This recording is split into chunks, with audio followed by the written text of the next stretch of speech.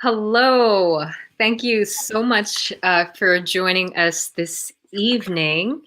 This is Deep Dive into Native Theater. This is our very first episode.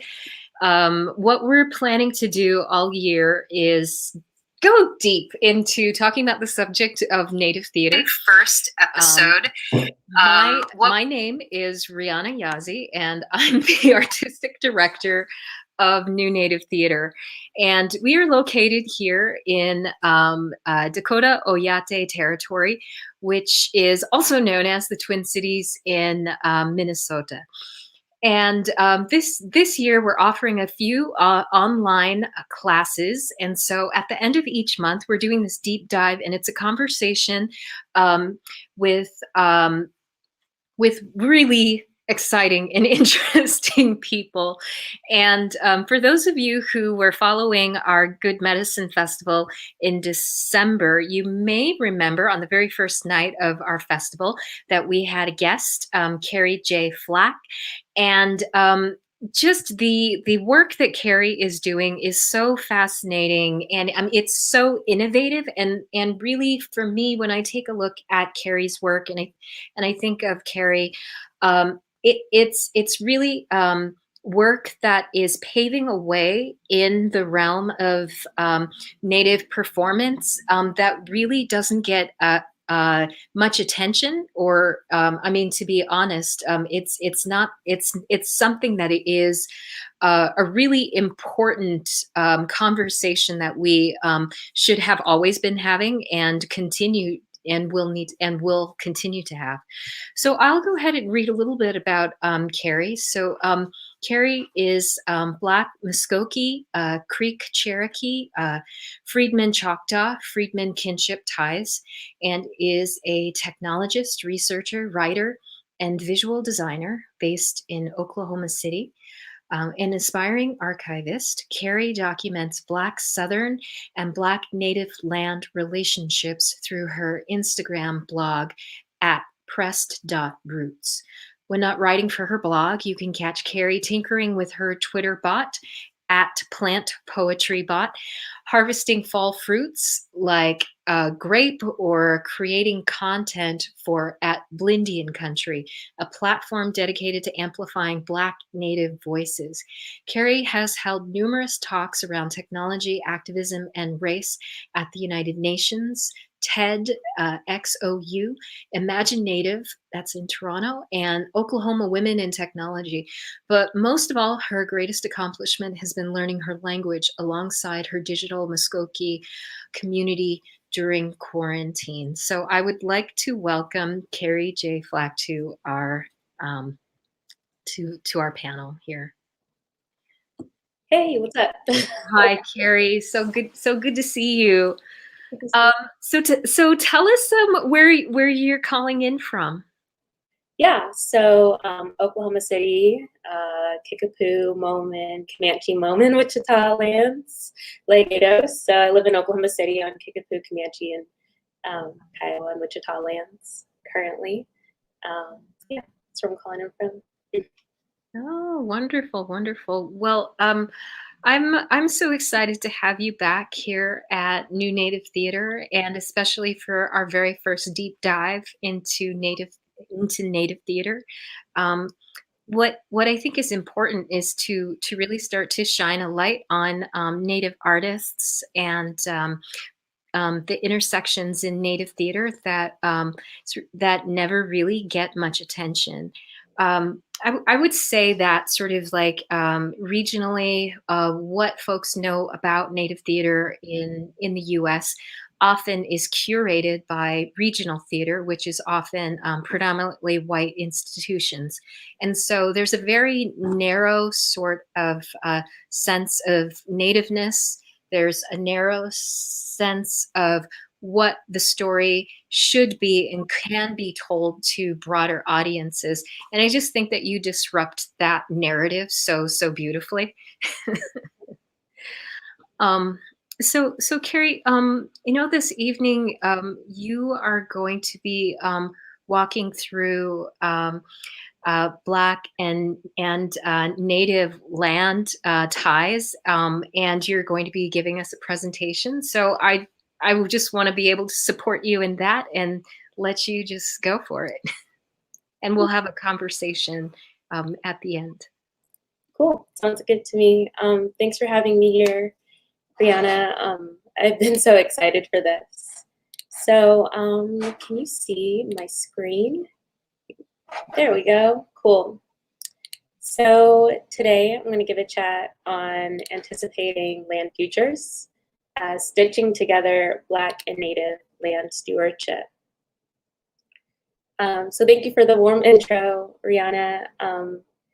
Just to kind of say who I am, Carey, Carey Jana Flack, Jaho Jifgados, Lesti Momin, Musko Galgidos, Japoja, Governor Nero, Momin, John E. Flack, Dottie, Moen, Cornelia Nero Gooden, Dottie, Bushwagi Does. Hey y'all, my name's Carey Flack. My grandfather is Governor Nero from the Seminole Wars and John E. Flack. My grandma is Cornelia Nero Gooden. She's Bird Clan. I currently live in Oklahoma City on Kickapoo, Wichita, and Comanche lands, and I'm a researcher, writer, visual designer, archivist, and technologist. I'm currently doing a lot of work around Black and Native futurisms, Indigenous design, and experimental archiving. And I'm working on a plant poetry bot and an Instagram blog as well, and another documentation project as well. So I wanted to tell y'all a little bit about Press Roots. It's an Instagram journal and visual archive that I started a few years back. And I use it to document Black and Native history, especially like Black Southern history and Southeastern Native land history, and also where these histories intersect and diverge as well. And so you can see here, I talk a little bit about like the Black history of hickory nut and collard greens. I talk about even weeds and, you know, the things I learned about like resiliency from weeds. This post says, Heya Igana Istidadi Iganados. This says this land is Native land. This was during the Muskogee Creek McGirt ruling last summer. And these last two posts are about first Muskogee foods, which is wild onion. This is actually the time of year where we start to have wild onion dinners. And then this last one talks about Tlachlo Ijusi, which is January. And it's actually a slideshow talking a bit about what's supposed to be happening at this time of the year, and just some of our weather patterns and knowings. I also have a plant poetry bot. I coded this. It's a Twitter bot that talks about ancestors and aunties. It also sends like land-based encouragement out every morning. And sometimes I post like silly questions. So yeah. So I wanted to talk a little bit about why I do the work I do. First and foremost, I do my work because of my grandmothers. Growing up, I actually lived in Michigan, and I'd come down to visit Muskogee, where my family's from, and like every summer, and I'd pick apricots with my grandma, and she would jam them and mail them to me every winter when I was up in Michigan. And my grandma, who's in the middle, that's actually some jam I made for her. But her mom on the left was a sharecropper. And so the land was used against her a lot. And yet my grandma in the middle and my mom and myself still have all of these like really incredible land memories. And my family retained this like loving relationship with the land and this understanding that even through, you know, all of the pains we've been through on the land, it's about what happened, not about where it happened. And so that's a little bit about one reason why I do this work. And, you know, I wanted to mention this story that I read. It's about a teenager named DeJour Carter. He lives up north, and, you know, he was going to this organization called Soul Fire Farm, where they get Black people like reacquainted back with the land. And, you know, he was really hesitant And a lot of that is because getting back on the land can bring up memories of like slavery or sharecropping. And later in the story, they talk about how the first time he took off his Jordans and put his feet into the wet soil. And he's usually like very stoic and reserved. But the second his feet touched the ground, he just burst out into tears. And he explained how his grandmother taught him how to garden and handle soil and how she died. But the second he put his feet in the ground, all of this memory traveled from the earth through his soles to his heart, and he felt like he was finally home. And so I bring that up because, there's 246 years of enslavement, 75 years of sharecropping. And for many people, that has devastated the connection, but that connection is always like something you can go back to. And so my work is really centered on not only my narrative, but so many narratives of Black folks around in the diaspora, actually. So next, another reason I do this work, I studied in Jamaica with my African American Studies program a few years back. And one thing I noticed while visiting plantations on the left and even just walking around the city was how often people talked about the land memory and the land history of the spaces they were living. And it was brought up in ways that I felt like isn't really brought up in the United States as much. And so when I was out on that plantation, like I could feel like really strong memory in that land, that a lot of things had happened there. And it was holding the memory of Black folks who had been enslaved on a coffee plantation, and also Arawak people as well. And this moment really inspired me to want to go home and do the work of uncovering the land memory of Oklahoma and the places that I'm from and that I care about. I also do this work because we're stitched together. Are woven together. I like to do this work because of like uncovering the intersecting land relationships that like Black and Native people have, that we hold in our hearts and our bodies and our minds. And I do this work to better understand the relationship between Black people across geographies and oceans, between us and our ancestors, us and the natural world, and past, present, and future. And so just like, when you'd weave a basket or like look at a spider web, like our histories interact in real time, our dreams intersect. It's like all connected. And that's kind of the ethos I move forward with the work I do as well. And then the practice of storytelling. This is something like our communities have done since the beginning of time. It's how we bond. It's how I know what my grandmother and her grandmother and great-grandmother did with acorns, for example, the practices they had. Stories help us share information, express values, remember ourselves, and understand our blueprint for the future. And lastly, to quote my cousin, Britt Reed, she's part of the I Collective, which is an Indigenous chef collective. Food is soft power. She runs dinners where Black and Native people come together. They have Native and Choctaw foods, and they have soul food, and people come together to communicate. And she talks about how much that's soft power, because food signals coming together. That's something we all love and cherish. Bonding over food, or even the land, and like learning more about each other's food creates this sense of like safety and comfort. And so I think, especially like having a Freedman background, being able to talk about that history or different histories through the lens of food and land has been like a really fruitful way of communicating the history and helping people heal and have that conversation.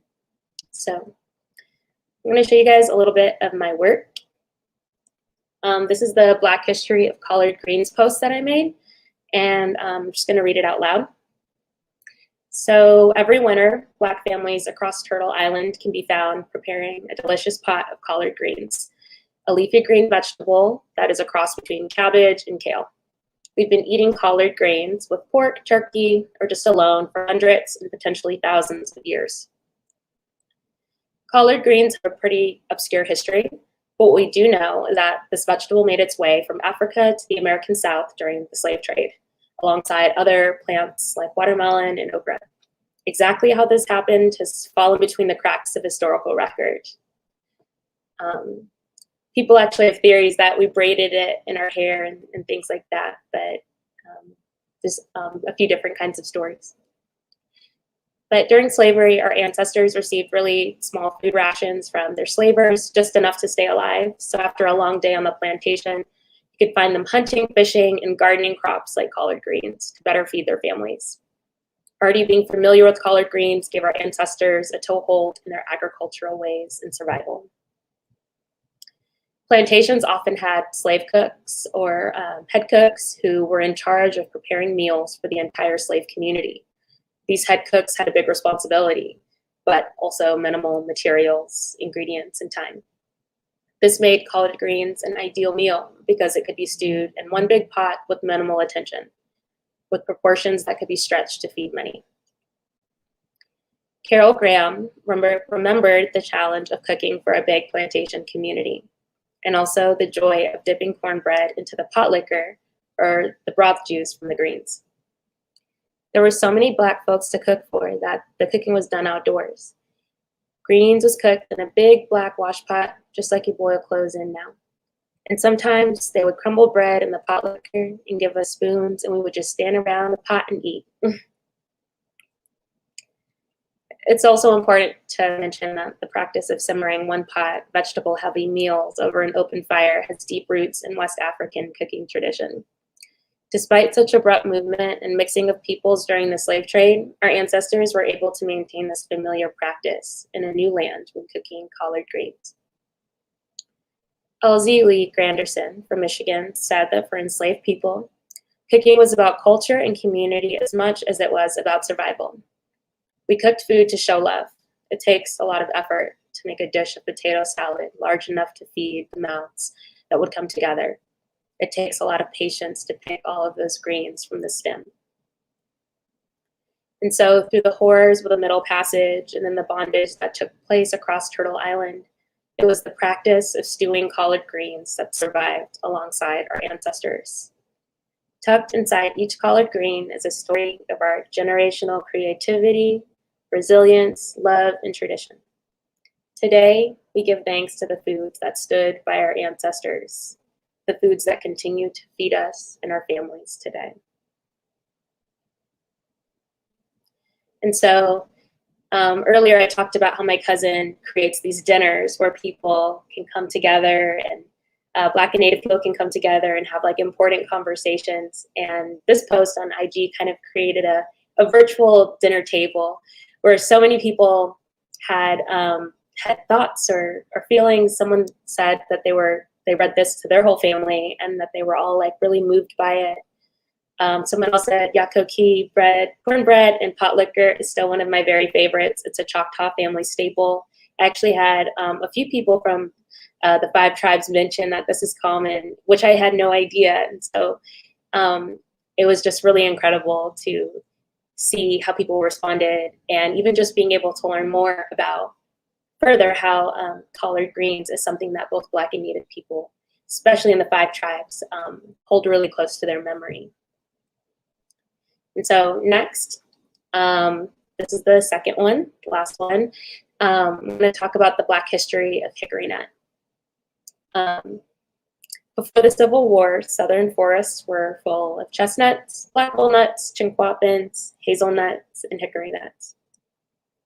Our ancestors occasionally spent their free time gathering nuts from the woods, but nut gathering was most typically tasked to young children not yet laboring for the plantation. Virginia Yarborough, Texas, described how as a child, she and other kids gathered nuts.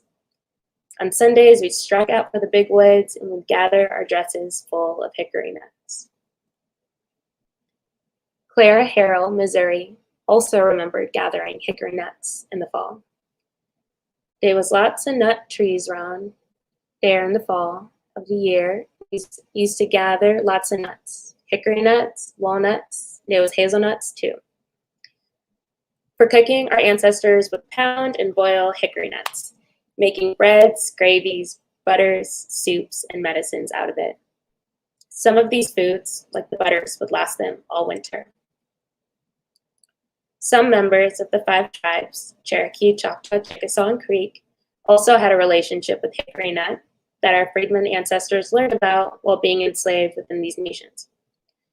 I want to note that I only mentioned 4 of the tribes because Seminoles didn't participate in slavery, but they did have freedmen due to a relationship in the Seminole Wars. But continuing on, Lucinda Davis, who's Creek freedman of Oklahoma, described how her master would make something called softy, a well-known Seminole Creek dish made with a base of corn and hickory nut for whites and slaves alike.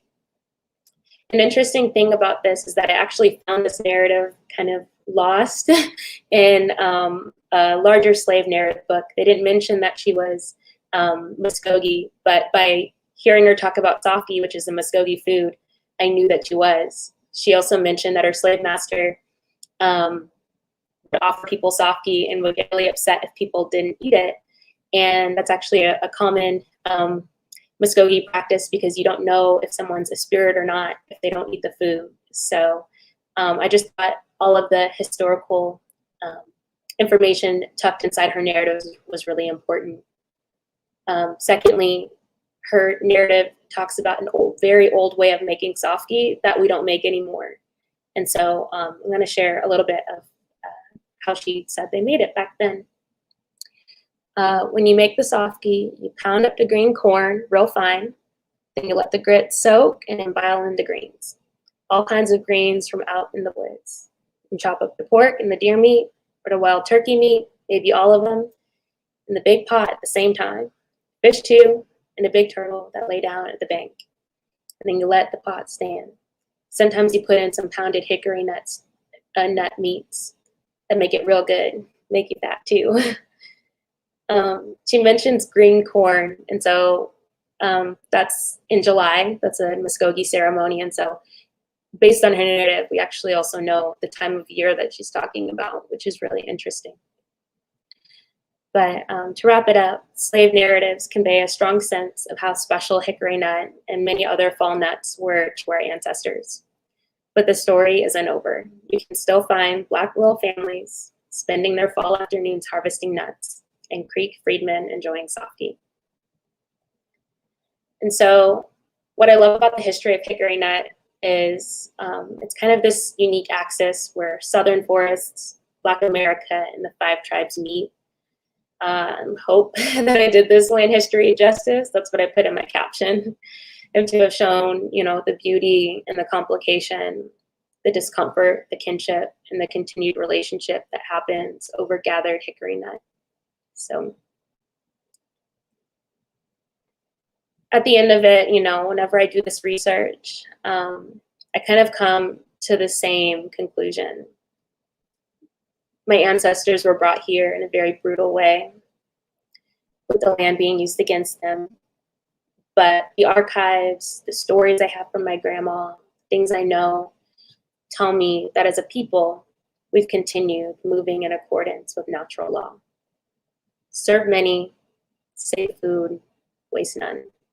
I want to give a lot of thanks for those values of community and sustainability. Shout out to the Black South. So I talked a lot about land history, especially Black memory of foods, but there's kind of this question that I didn't really answer yet, which is, what does it mean to stitch the future together? The answer to this question for me is inspired by the quilts that my great-grandma sewed. They were made out of any scraps of cloth that she could find. And we still have these quilts in my family. Quilting in this way requires focus and intention in every stitch. Finding many different patterns from different places with different stories and deciding that they can look cohesive together requires an eye for beauty. And every stitch and print has a story. As a community, we're also many stories. Within a Muskogee community, within a Black community, there's so many stories. Imagine how many more there are just between our two communities. And so I guess for me, stitching the future together is like embracing the difference and the cohesiveness, the jagged edges, and the way it all still somehow fits. In Laura Harjo's book, Spiral to the Stars, she describes this community knowledge print as two intersecting lines within a circle. These represent like two people communicating. And when they communicate, their embodied knowledges are intersecting and intertwining. In this exchange, they're creating something larger than their knowledge standing on its own. Likewise, the symbol is greater than simply two lines. It's swirling and movement, representing the beauty of dialogue and knowledge production. She talks about how knowledge is produced in community through practicing, experiencing, feeling, sensing, joking, to name a few. And what I love about this is that, especially when I think of stitching the future together, is that there are so many different kinds of knowledge that she even talks about in the book. She talks about traditional knowledge, sky knowledge, felt knowledge, dream knowledge, like all different kinds of knowledge. And I think what makes me really excited is knowing that like not one person like has to have all the knowledge, that we can come together and just the amount of knowledge that that we're going to see is going to be amazing. And so yeah, I just wanted to share this print because this one means a lot to me. And then lastly, interdependence is about relationship building, building trust, and consensually understanding how to be moved and inspired by each other. And so to wrap it up, as we think about stitching the future together, understanding one another and what it'll be like, you know, when a new chapter for land sovereignty starts, because I know it's going to start, it's going to happen. All of our work should seek to answer the question, moving forward, what does it mean to be a good relative? To wrap it up for my plant poetry bot, I heard wild mushroom and prickly pear cactus whispering today while in a field of wildflowers. They said that our futures are intertwined. Not just randomly generated, but I loved it. So Madoji, I hope you all enjoyed this and were able to kind of make connections through all of these different ideas and grab something out of this.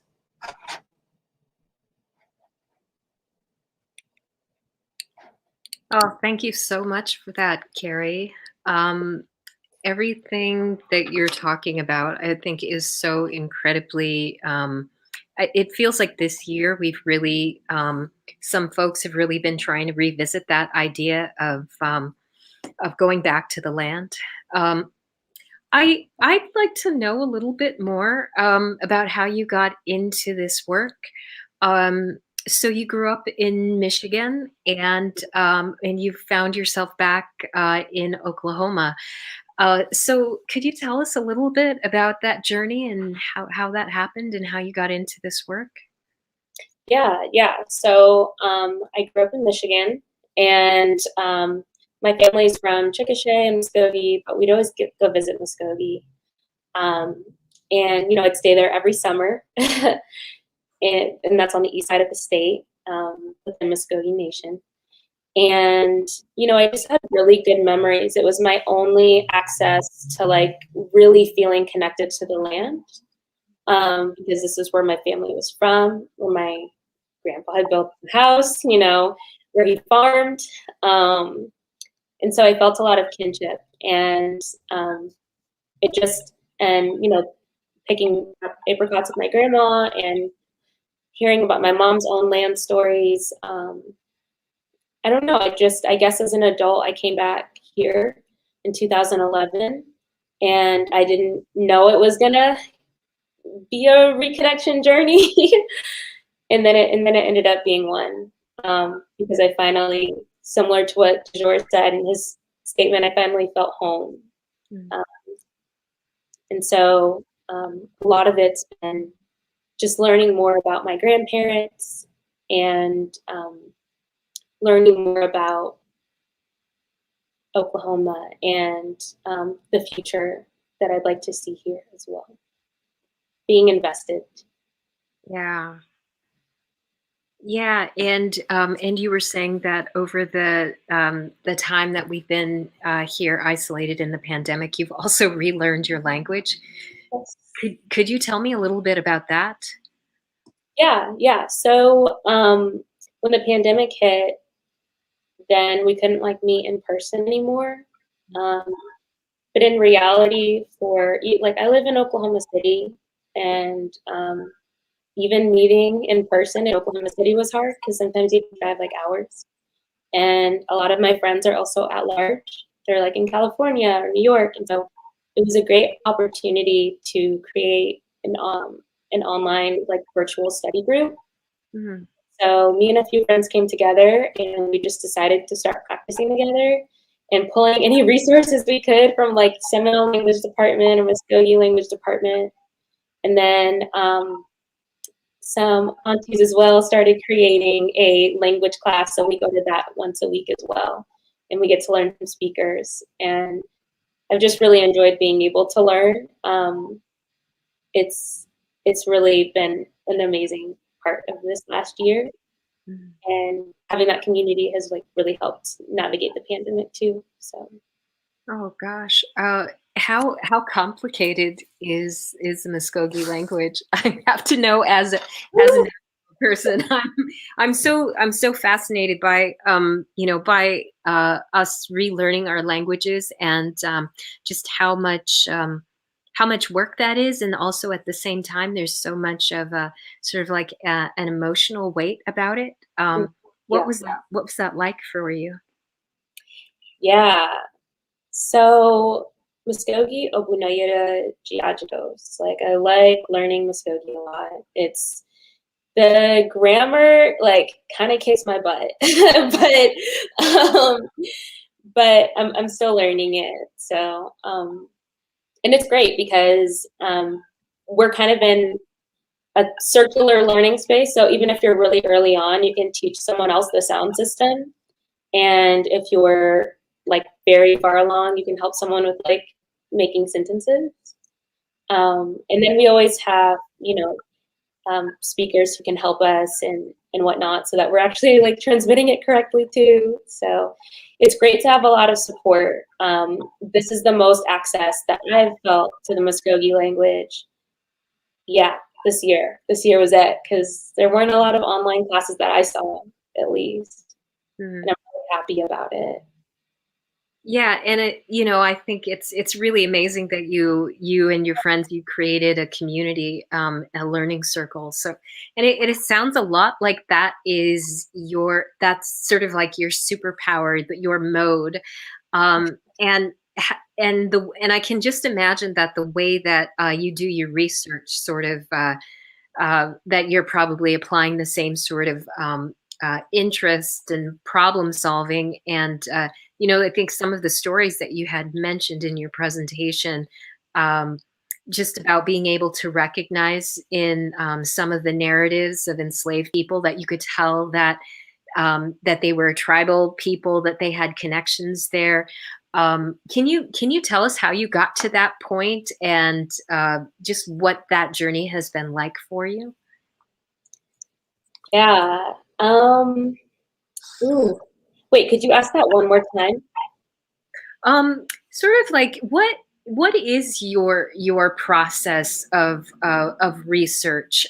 Because I was just so taken by just the level of knowledge that I know sometimes when I've written plays and I've been doing a lot of research, suddenly you can read a passage and there's so much that you can see in it because of this other work that you've been doing. So, I mean, you must have this enormous constellation of knowledge and just sort of like holding the pieces together. What is that like for you on like an average day of doing your research, and how did you get into that? Yeah, man. So I definitely love to dive into the WPA narratives. Okay. The WPA slave narratives, there are so many. It's incredible. And so right now, I currently dig into a lot of like the African American slave narratives. There are also freedmen narratives that are definitely important to read as well. So I dig into that, and then I'll start kind of like writing things down and like kind of getting an idea. I'm really visual, so I tend to like put it down on like a design or something to kind of piece together what it'll look like. And then I'll usually call my cousin or I'll talk in my chat and be like, hey, y'all, like, I heard this, like, look at this narrative I found. You know, this sounds super Muskogee. And then they'll be like, oh, yeah, like the fact that he got mad if they didn't eat the food, like, I know what that means. And like, same with hickory nuts. I'll be like, hey, y'all, what have y'all like heard about hickory nuts? And someone will be like Florida Seminole, and they'll be like, yeah, we used to crush them up and stick them in like small bodies of water, and then it kind of like paralyzes the fish temporarily, and then you grab them, and then they go back to swimming in a few minutes. And so, and yeah, there's like all kinds of things I've learned along the way just by talking to people. But because my grandparents aren't alive, I don't have as many elders to talk to, but that's something that I would like to have more of and to do more of. Yeah, the times I do get to talk to elders is if I'm working on like my land memory project about Oklahoma, which is unrelated to food. It's like, you're standing here at the store. What was this land before it was a grocery store? So it's about gentrification, but it's also about like Indian removal across Oklahoma as well. So. Oh wow. That's that's really fascinating. Could you tell us a little bit more, and then also how the practice of storytelling really goes into the way, because I think you're just such a natural storyteller with the way that you present every the work that you have that you've been uncovering. I know that sometimes folks we won't read about research until like 10 years later and it comes out in a book. There's something very new and innovative in the way that you're sharing as you're going along. Oh, thank you. I feel that there's so much research out there and so much information. And I think sometimes like the access to it can be the hard part, or, hearing about it. And I think putting it in like this visual format really helps, and like having people understand it. And so that's something that means a lot to me. And then in terms of the other project I'm working on, the Land Memory of Oklahoma project, I've been able to interview 3 people so far. So one is the grandson of people who fled the Black Wall Street massacre. Oh. Another is the grandson of someone who was part of Beat Deuce, which was Oklahoma City's like big jazz epicenter. This is actually before Jim Crow, so like white and black people used to like, dance together and like listen to music and like party all night. It was kind of just like a fun, like wild area. And then another person I interviewed is my friend Britt, and her grandfather grew up on a lot in Tulsa, what's now Tulsa, but it was Indian Territory. So he has accounts of describing Indian Territory. And unfortunately, that land is being seized to build a highway right now. So, Really? yeah. So the purpose of the project is to, when you walk down the street, you see a physical thing that like helps you access this story. So it's about disrupting spaces, similar to, when I was in Jamaica and I was learning all these histories about spaces. That's what I want people to be able to do wherever they go, because when we think about gentrification or land theft, it is the lack of relationship with the community that was there, and the lack of understanding. And I don't think this solves it, but I think it does lend a voice, and it does do like a tiny wave of like disruption. Mhm. And so, and like raising the consciousness. So that's the goal with it. Oh, Yeah, eventually it'll be community contributed to, so it can like grow bigger. Because I have been having really great 1 hour talks. Yeah. yeah, community contributed. It sounds like with the folks that you've interviewed so far that I mean, just with the three people, I mean, those three subjects that you've been able to learn more about. I mean, yeah, any of those would be worthy of a a full encyclopedia. Yeah. I find that really interesting. I don't have any connections to Oklahoma. I really have connections to the Midwest. So I'm sort of a transplant living up here in the upper Midwest.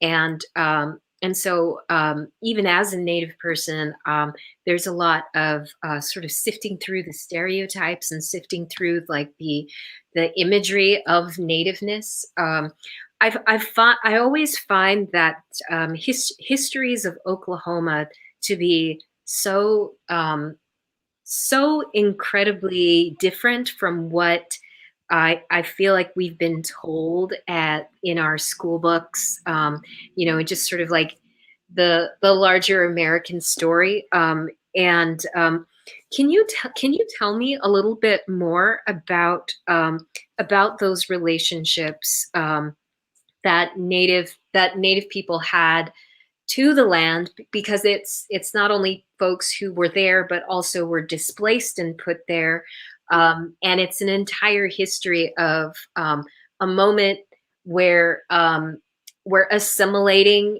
and owning people and having enslaved people as a tribal nation suddenly was a way to try to avoid further oppression by the U.S. government. It seems like such a massive bit of history, and you were just sort of like pulling all of this apart. Um, so what are some of the major stereotypes that you've been disrupting about that history that's been there and the stories that you've been telling? Mm. Yeah. I think the first one is that uh, there is a naturally contentious relationship between Black and Native people, Mm. because you can go anywhere online and find it, on Twitter or whatever. Um, but I think, and even in Oklahoma, like, we still have politics. We still have like, freedmen who are like advocating for tribal citizenship. But what the stories tell us is something different. The stories tell us that there has been kinship and relationship. Um, and that's kind of what I hope to bring to light, the relationship part that people might not know much about, and how that showed up in the smallest and in the largest ways. Um, so Yeah, and when you were talking through your presentation about food and safety and comfort, um, I actually didn't. I always had thought that collard greens was a plant that was indigenous, and so to find out that it had come from Africa, it really kind of sparked my imagination and made me wonder: are there practices that we believe to be Native American that are actually African that have been brought over? you know Have what? you That's sort of? no. That's I think that's interesting because collard greens, and I mentioned this on one of the slides. It has like such an obscure history. People don't quite know, because they said it got really popularized by enslaved Africans who came. But in the comments, there were a few people from southeastern tribes who mentioned that their grandparents have been doing this religiously. And so I think this is like one of those situations of multiple truths, or like there probably was an existing relationship too in the Southeast. And it probably was held by Native people. And so I just also find that really dope to think that, you know, we like made this plant what it is today. And how intersecting that like relationship is. And so I'd love to geek out on that with you at some point because I'd love to hear more. Yeah, because I think also it's sort of it's like kind of goes both ways, right? Because I think that what I know about collard greens does for me sort of come from Black stories, and then to also hear that it's also a Native thing. So I mean, I'd love to geek out with you there. Yeah, yeah, and it's the same with corn too. Oh yeah, tell me about that. Yeah, I haven't jumped into my corn research yet. I need to. I know it's going to be because my research can take me up to 2 weeks. So yeah, that one's going to be a minute. There's a lot to talk about, lots of really exciting things. Um, but I mean, if we just think about like cornbread and yeah, just like the different foods that we use that include corn and like how intersecting those relationships are and how they also like transcend north and like south like borders as well. Um, yeah, yeah, and corn is like a plant that requires relationship too, and so I think corn is like an incredible model to think about in the future, like that being in relationship and like constant like attention and stuff. Mm-hmm. Yeah. And corn, it just holds such an important piece of the cosmology of so many tribes. And my tribe, which is out in the Four Corners area, corn is a major part of where people came from. And so, I mean, it's just a really it's a really beautiful thing. What you're doing is really just illuminating all of these, all of the relationships that people have to food. Because again, what you said, food creates community, it creates safety, it creates comfort. Because those are the sorts of actions you take when you're with people you trust, with people you love. Um, and I think that it's really beautiful that you are shining a spotlight on this very like loving intersection, right, between Black and Native peoples.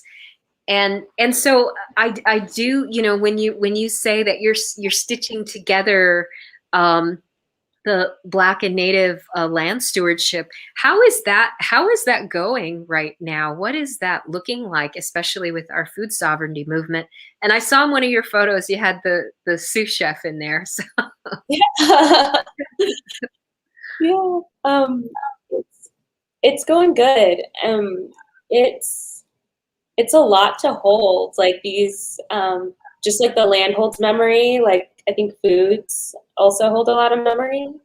mm, And so I love being able to create an IG space that is about like I don't know. I feel like the word bringing us together is like so. It doesn't quite name like what I think this is. mhm, But I'm really glad to have a space where, you know, if you're Black or you're Native or you're both, like no matter what, you're learning different things from the post, um, mhm, from the knowledge.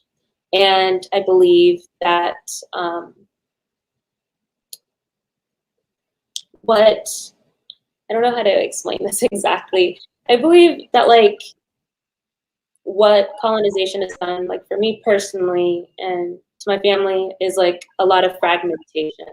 mhm, And I think learning these things helps you gain some of those pieces back. Um, and I think when you have those pieces back, you're kind of in this like more heart-centered space mm, where you're able to be like in community and hold multiple truths at once, like the fact that our ancestors were farming like collard greens on Turtle Island. Like there were many relationships happening at once. there were many histories happening at once, and um, just being comfortable holding all of that. Right, right. And yeah, and the way that colonization has caused fragmentation for all of us. Hearing this story about the young man who put his feet on the ground for the first time and burst out in tears. I had never made that connection before with uh, enslavement and 75 years of sharecropping, that that that really in itself, the trauma of that history keeps Black folks, whether it is a a DNA memory or a lived memory of staying away from the land that is their right. Um, I mean, and especially with the fact that our ancestors had lived together and loved each other, and there were so many intersections. It's just so heartbreaking to know that that's happening with generations of children, right? Because I think the thing that as sort of like a more like phenotypical native, right? That I have been encouraged, like, you are one with the land is you, that's your Mother Earth. And so it's like, it's really interesting to think about how does that narrative to an oppressed person also sort of then create like an almost in a strange way, like an exclusive identity that therefore wouldn't perhaps be an open enough identity for somebody who isn't phenotypically native. When we had talked before that my grandfather is Black, and I have a brother and a sister, and we all kind of turned out different. And it's sort of like it's interesting how like I don't, I feel like my brother probably I don't know if he's watching this or not, but I don't see him barefoot on the land. So it's a really interesting concept about yeah, I mean, just everything that you're saying, like the disruption of the way that colonization has disrupted our connection not only to each other, but also like in a way like our connection to ourselves and our permission we're giving ourselves to be connected. It's wow. Can you talk a little bit more about some of your other Instagram work? So you're also behind or contributing to Blindian Country. Can you tell us a bit about that? Yeah, so Blending Country is a platform dedicated to uplifting Black Native voices. And so we post about all kinds of things, like, like anything happening, also like history as well, and then just like essays and thoughts. And so I really love being part of Blending Country. And we have folks from all the way up north, across the coast, and down the southeast. And so we're always trying to grow and make sure that we include more Black Indigenous people, including Black Indigenous people like from Australia, so-called Australia, and from the Caribbean and southward. And so it's always a project of like growing and growing and growing. So yeah, I really enjoy it. Oh gosh, you were making so many amazing things. Your Twitter poetry bot, the work that you're doing as a plant technologist and a storyteller. It's really just such a pleasure to get to know you and to get to know your work. And I want to remind folks of your handles, so I'm going to just drop them in the chat again. Or actually, I think we could both drop them in, right? So there is Blindian Country, and I hope I'm spelling these right, and then you could drop the others in. Yeah. Oh, wait, I'm not sure if it's gonna let me chat it, but I'm gonna message it to you. good. All And right. Ah, perfect.